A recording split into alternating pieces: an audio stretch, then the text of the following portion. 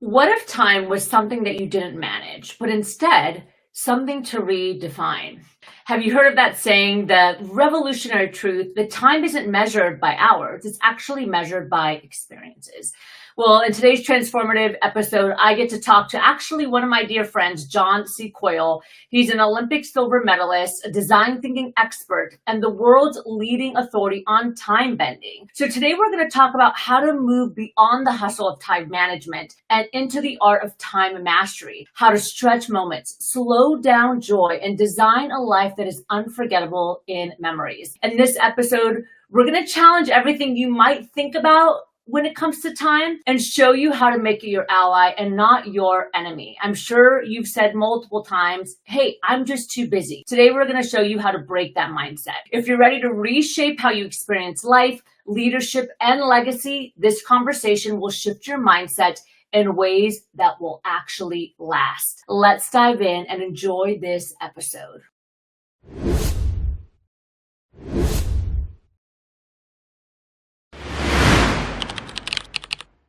Hi, everyone. Welcome back to the Riser For You podcast. This is your host, Nada Lena Nasserdeen. And today I am very excited to have a special guest, Mr. John Coyle. Hi, John. Great Hello. to have you. Thanks for having me. Of course. So I mentioned this a few times on the podcast, but anytime I bring on a guest, typically it's because either I've met them in person, I've seen them online, maybe saw them speak at an event, and they're doing amazing work or they're doing something that resonates with me that I think would add a lot of value to our audience and to the podcast. And so John and I actually met through a mutual friend named David Meltzer. We've had coffee, we've had conversations around the great work that we're both doing to make an impact on the world. And he's working on some cool things that, John, I want you to share with us today. But before we jump in, tell the audience a little bit about who you are, what you do in your own words. Previous life, I was an Olympic athlete, and there's an insight that sort of derived from that. In sports, the tiny increments of time can change the trajectory of your life, right? So hundreds of seconds, if you're a bronze medalist or you're not a medalist, it literally is life-changing. And it's sad, but it's just true. Yeah. And as I retired from sport, age 30, how to get a real job, I figured out the same thing is true in real life. I know you just got married, but you said yes or you didn't. He asked you or he didn't. He talked to you the first time or you didn't. You avoided the car crash or you didn't. You took the job across town or didn't. You moved over to the United States from abroad. Like all these decisions we make in moments can completely reset the trajectory of our lives. And the Greeks had a word for this 2,000 years ago, and we're still trying to catch up like normal. We only have one word for time, which is time. The Greeks had two, chronos and kairos. Chronos is clock time, the way we use it. Kairos, they use 67% of the time, means human time, and very specifically when everything happens at once and the trajectory is reset. And it's so smart. Yeah, I love that. So take us back just a little bit, because you kind of fluffed over the fact that you were like in the Olympics. So I want to go back a smidge. So Sure. Tell us, who was John pre-Olympic? I was just a kid growing up in Michigan whose dad noticed he was pretty fast on a bike and pretty fast on skates. So I ended up going to the World Championships in both sports, eventually won a silver medal in speed skating. And during the middle of that, I actually managed to also go to Stanford. And so at 30 years old, I'm no experience, but at least I had a decent degree. And I moved into consulting. And it was at this period of my life that I started really getting fascinated with time perception. Chronoception is the technical word, but how we experience time as humans. And how did you, what was the transition from you being in the Olympics and skating and then all of a sudden becoming a consultant and going into what I call the brain world, right? How we how did that process happen for you? I was very fortunate when I retired from skating. I never had a real job. And a couple of my grad school fellows, because I also went to Kellogg during that period, pulled me aside. They're like, the only people that can pay you any amount of money with no experience will be consulting. And then they trained me in how to do interviews, which I had never done. I didn't know anything about that stuff. And so I interviewed with a whole host of consulting firms and I got several offers. And the next thing you know, I was in the working world trying to figure out that part. Yeah. So talk to us a little bit more about, you became a consultant, you're in this world, but what got you into, I would say more than neuroscience, you talk about the brain, productivity, performance. I know we're going to talk a little bit about time today and the perception of time. Why that? Do you think it's because of your athletic background? In some ways, yeah. I mean, that's the antecedent here is noticing that this insight that small increments of time really matter in sports. And the same is true in real life. And the summary of my forthcoming book, which is one sentence, is that the value of an increment of time is not related to its duration. And when you can start to absorb that, you can start to lean into moments that are worth a year. And when you can design moments worth a year into your year, if you could do 5, 10 of them, let's say 10, well, you don't live 50 more years, you live 500. And that's the way it actually feels. I'm about a good 10 years into 2025 already because I've learned how to manipulate the brain to write, store, and recall memories. Okay, so take us back. Let's put it into more simple terms for the audience. So what I hear you saying is that time is really probably more of an asset than we think it is. I know a lot of times we think that money is like the main asset and the main currency, but what I hear you saying is the value of time is probably more critical than we think it is. But how do we, I guess, take time and store it in a bottle and create memories? Like, how do we make it last longer? So break it down for us in this simple process that we can digest. The metaphor with financial currency works really nicely, actually, right? In this case, we spend time to earn money, and then we store the money, and then at some point we pull out the money to do something useful, valuable that we like to do. Time is somewhat the same. We can earn time by doing certain types of activities that create expansive memories. Routine days are not them, right? But when you do something different, unique, sometimes risky, exciting, emotionally compressed, if you find a lot of beauty, if you get into the flow state, all of these things trigger the brain to write memories up to 300 times faster with more density. So long, boring day, work is gone. You don't know how you got to the parking garage, right? You just found yourself there. Yeah, you're on autopilot, basically. Yeah, and that means you're dead. In my nomenclature, you're dead because you didn't write it down, you didn't store it, and can't recall it. But when you create these moments, when you design them or you happen into them, you start to store super dense, recallable memories. That's your memory bank. That's your financial, that's your time capital, as it were. It's a really great metaphor, time capital. And then you can sort of leverage that time capital to experience life more fully, more broadly. The mystics have been talking about this forever, but I'm coming at it, like you said, from a straight neuroscience basis. This is David Eagleman, Moran Cerf, Philip Zimbardo from Stanford, Stephen Kotler. Like, these are my major sources of information, data, and inspiration. Yeah. So as I'm hearing you talk, I'm just thinking about how the world exists today and how so many of us, as we mentioned, are on autopilot because the consumption, like there's so much consumption that most people don't even have that capacity to understand what's happening in their day-to-day life. Right. So as I'm hearing you talk, I'm wondering, what are some steps, or what would you say is the first thing to try to, I don't want to say control time, but to get a better grasp on your time so that you can store these memories, knowing that so many people are over consumption. Like they barely have that capacity. So what are some like baby steps that you would say we can try to start implementing? Great question, as expected. This isn't time management. In fact, I would argue time management is the opposite. Yeah. Time management is literally trying to shove more stuff into your day that you're not going to remember. Correct. To achieve what exactly? All right, more money, that's fine, because you can buy time with money, and you should. But I won't name names here, but I was having lunch with a multi-billionaire last summer before last, to the point where we're looking down at Beyonce's house. If you're looking down at Beyonce's house... What does that look like? I mean, it's beautiful, but so is this house. Yeah. And he began to lament about his whole life is have to. I mean, this man has tens, if not hundreds of billions of dollars. And he somehow got himself into a time management paradigm where he's just trying to jam more stuff in. And he's not leveraging the asset he has for that one thing that goes away when you die, right? Like it's gone and it's going to happen, right? You can pass on your money, at least to your survivors, but you can't pass on your time. Yeah. And so that's, the baby steps here are take a departure from your day to day. Routines are fine. Routines are like a nest. You need a nest and you need safety, but birds build a nest for the young ones to be pushed out of to try to fly. We are wired for adversity. We're wired for it. That's how we are wired. And our brains really only wake up for two things. So this is the thing. If you take anything away, our brains come awake for two things. And you just experienced one of them, probably both. Don't do that again. Don't die. Yeah. Procreate. But taken in the broadest sense, right? You go on a vacation. I was just back from Europe. I didn't even make my return flights for days and days and days. Didn't know what I was going to do. I kept my options open. I stumbled into Dublin, Ireland. I had an amazing time just vagabonding about. It was awesome because I had no plans. When I say procreate, it's not in the rude terms. It's really like love, friendship, kindness, being with people you care about. That's where the brain is also wired to write, store, and keep everything. And so adventure, excitement, uniqueness, risk, uncertainty, love, kindness, friendship, family, those are the things that matter. And we all kind of know this. Yeah. And what do you say? Because again, I just play these narratives of what I hear from like clients and stuff. And I know you hear the same thing. What do you say to the people that are listening to this podcast that say, I'm just too busy? Yeah.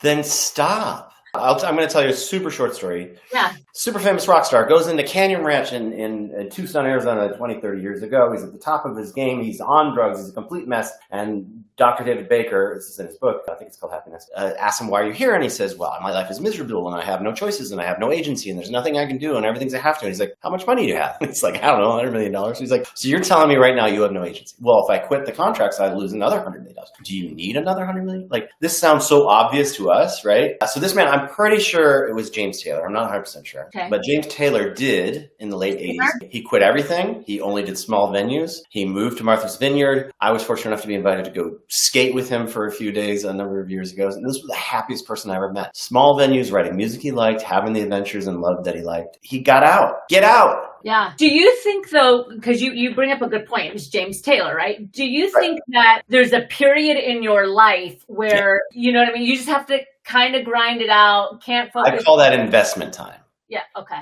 Yeah. And, so your trajectory is set early, right? So yes, I do believe by and large, your teens, 20s, into your 30s, you need a lot of investment time. We need to be building our financial portfolio, building our network, creating more friendships, demonstrating love and kindness to the people around us to create that base to which that nest from which to jump. Yes. And then people get in their 40s and 50s and then they just don't. Yeah. What I did, I think you know this, but in my late 40s, I sold everything and I moved in an RV and drove around the country for a year because I could. Yeah. And so can everybody probably listening to this. Probably every person on this has complete agency. They probably have enough financial resources to go take on some adventures, create memories for their family, friends, loved ones. I'll give you the simplest metaphor. You asked for a simple tip. Here's a really easy one. It's metaphorical, but it's also real. So you're going to go with your husband somewhere, right? Your new husband somewhere. Yeah. And let's say he's going to take you somewhere really special. Let's say, all right, I'll make it real. You're going to go to the Nepali coast and you're going to get on the bluff where you can see the whole thing. And he's going to walk you there like this.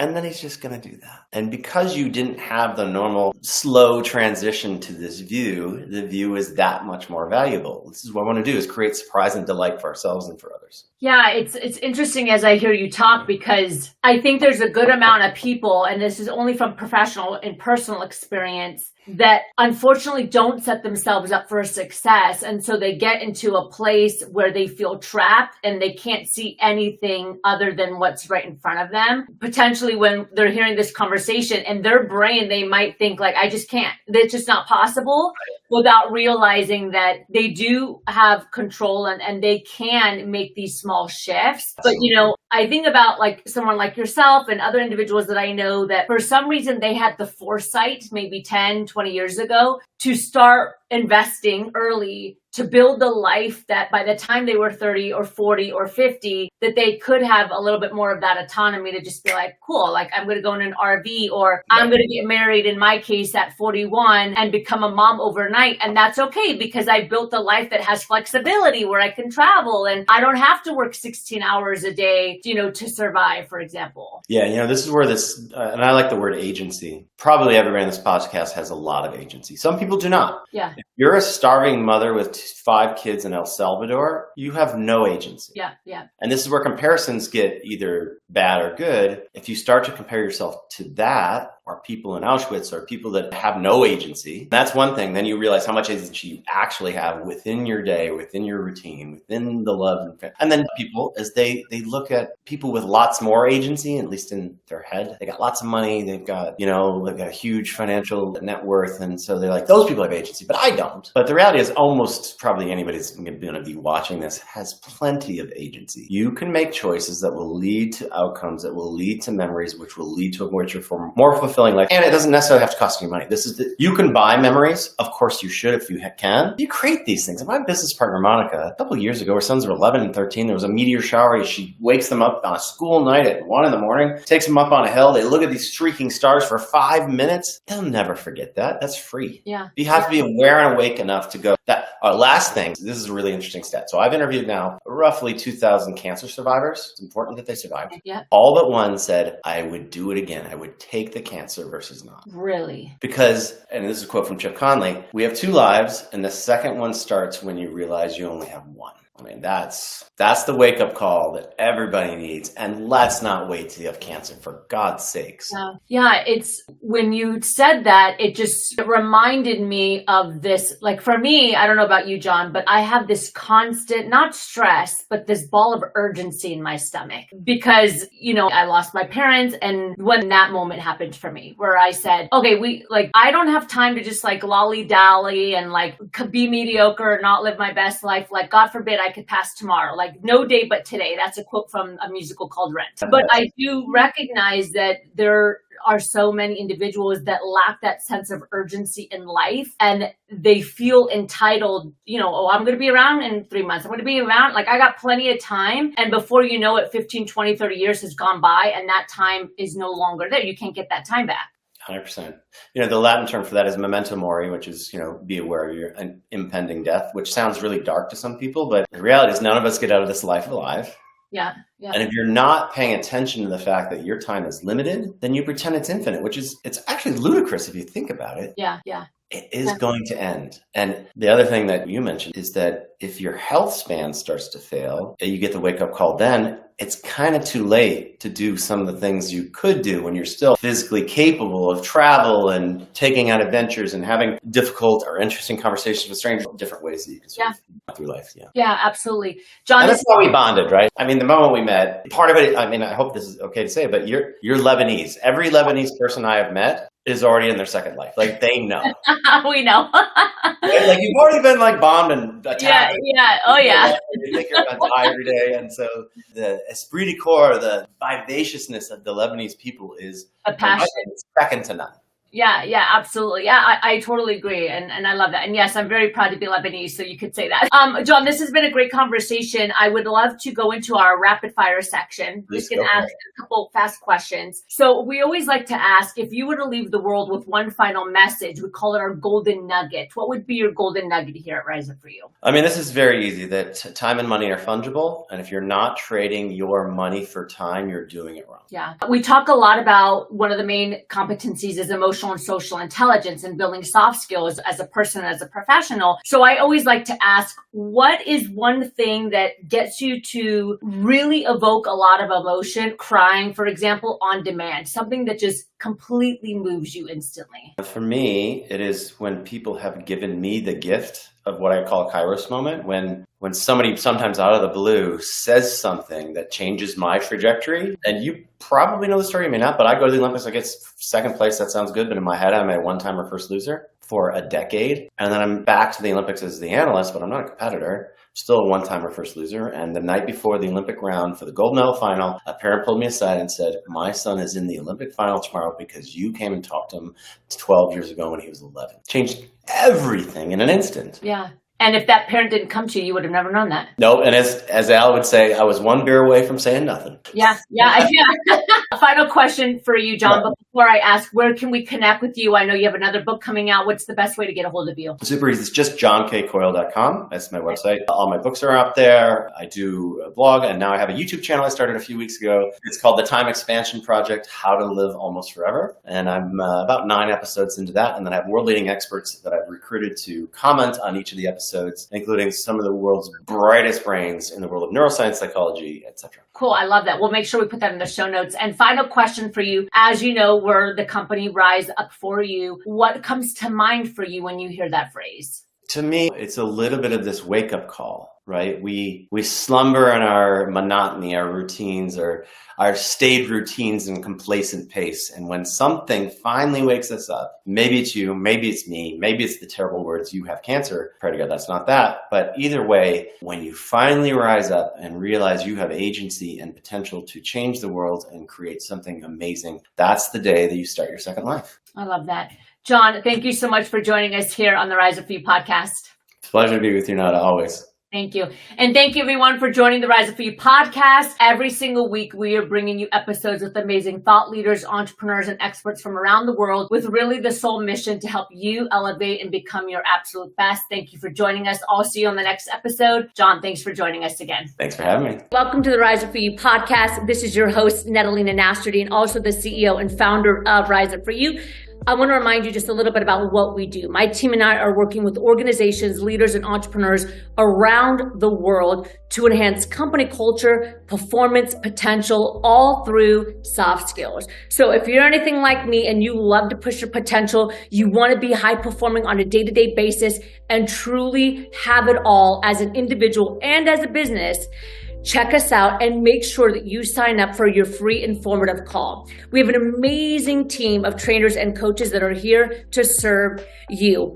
And let's be real, it's hard to do things by yourself. We all have blind spots, including myself. And sometimes it's just that much easier when you have a coach, when you have a mentor that's by your side, cheering you on and helping you and your team get to the next level. Okay, my friends, don't forget to sign up for that call, whether you're a leader in the workplace or an individual looking to grow yourself. We're here to serve you.